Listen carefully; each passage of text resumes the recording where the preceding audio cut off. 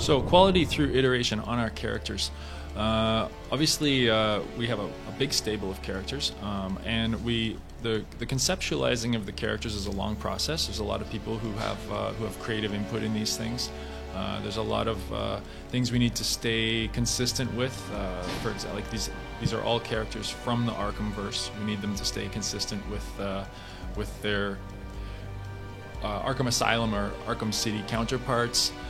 The ones that are new to the table, they have to stay consistent to their comic book versions. So we want to take elements in a range of levels to from the comic book history, and also make sure that everything was part of the same universe and was visually consistent.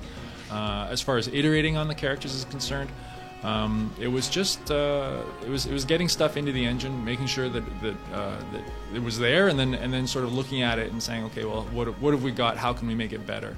And it is a group effort. People, there's a lot of really talented people on the team, and some really awesome opinions, and so together we've really pushed this thing.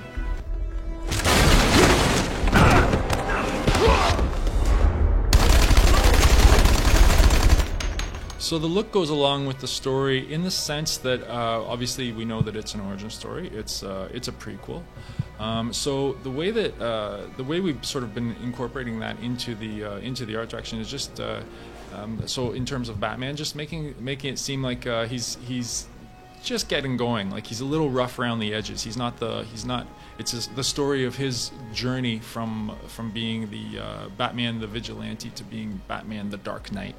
And so we wanted it to look like he'd just sort of gotten everything together, like his costume was coming together. It's something that we described as assembled rather than manufactured. So that was sort of, the assembled look was really important. We wanted things to be kit bashed. We wanted purposes of things to be evident. We wanted materials to be evident. We wanted to look like things were put together rather than off an assembly line or that specially made. Obviously, designing Copperhead, there's some hurdles to that. The look of Copperhead, like where Copperhead was before and where Copperhead is now in our game, is really sort of driven by the fact that our game is, one of the pillars of our game is that it's very dark and gritty. It's a serious and somber game. There's not a lot that's comical about it. We don't want it, we want it to sort of carry that visual look. And so it was important that the characters adhere to this and are consistent with this as well. So that was one of the big driving factors.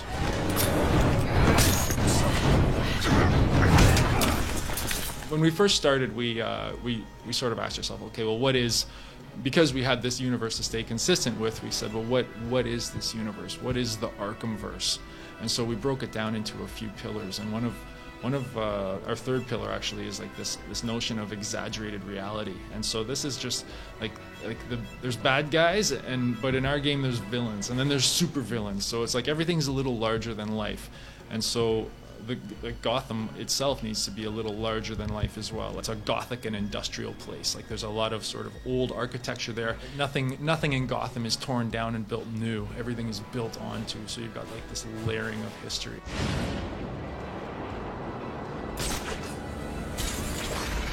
Batman Arkham Origins is released October 25th of this year, and it comes out on Xbox 360, PS3, PC, and Wii U.